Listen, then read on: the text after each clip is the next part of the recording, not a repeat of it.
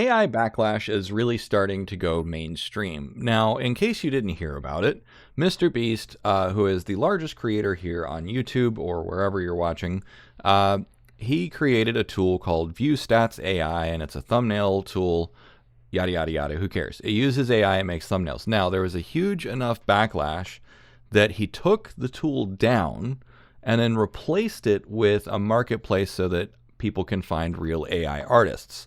Now, ostensibly, this is to protect, real artists, not real AI artists, to protect real thumbnail artists. Now, ostensibly, this is to protect human artists, but the thing is that whether or not MrBeast has a tool that's available for people is not going to alter the fact that AI is available. Now, this is a really delicate situation. I am, of course, very much pro AI. All of my thumbnails are generated with AI now, and guess what? It allows me to punch above my weight class in terms of revenue and commercialization. I can't compete with those content factory channels who have professional artists, on retainer or whatever. So guess what? Instead of my dorky little handmade thumbnails, I actually have semi-professional looking thumbnails. So my point here, though, is that when you do something that is functionally virtue signaling, because whenever a whole bunch of people lash out against someone else, it's generally virtue signaling. MrBeast didn't actually hurt anyone. He just made a tool to help people like me and like other small content creators who really just can't afford human artists. And in other cases, it's a matter of time.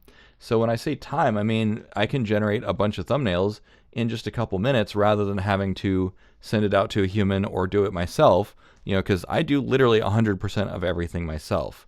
Now, some people would call this a little bit more derisively the decel mentality, which is just, we can't have anything nice, technology is bad, AI is bad, just shut it all down. Now, the point that I want to make here, though, is that none of this should be a surprise. Now, personally, I had hoped that AI polarization had peaked in 2023 or 2024 when basically the doomers had the microphone. And I said, okay, clearly, this is the high water mark of AI controversy. But what I have since realized, because I was young and naive, is that it's actually going to continue to get worse. And the reason is because anytime you have something that remotely threatens someone's livelihood, then you end up with victimization narratives. So it comes down to victimization versus privilege. Now, because of the internet and because of politics and everything else right now, those who have the most victimization automatically have the most power in certain epistemic tribes, certain tribal narratives.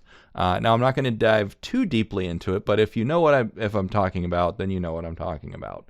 So basically, it becomes a status game. It becomes a competition that actually I had a girlfriend years ago who called it the Oppression Olympics. It's basically people are competing to say who is the most disempowered, who is the most underprivileged, who is the most systematically or structurally victimized in this situation. And so then what these groups do is they elevate that group of people to say, they deserve the microphone more just by virtue of the fact that they are, apparently the most victimized.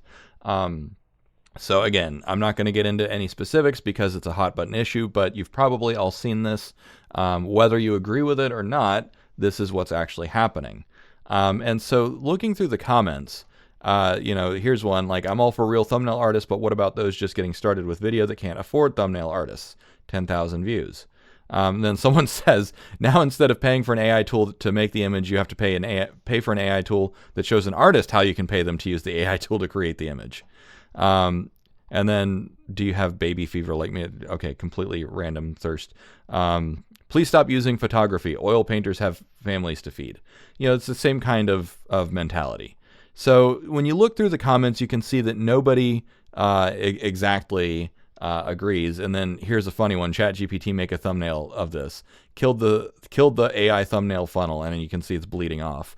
But hey, that's not necessarily a super bad thumbnail. It's pretty good right off the bat. So yeah, I guess that's about it. Just wanted to point out that, like, The culture wars around AI are just getting started, and they're only going to get worse from here. And I just wanted to explain this one phenomenon, which is virtue signaling around victimhood and oppression and that sort of thing. And I'm not excusing one side or the other. I have a lot of empathy for people who are, staring down the double barrel shotgun of automation and AI and everything else. It's like, yeah, that sucks. But it's also why I do what I do, focusing on post-labor economics and how do we navigate this and so on and so forth. So with all that being said, thanks for watching. Cheers. Have a good one.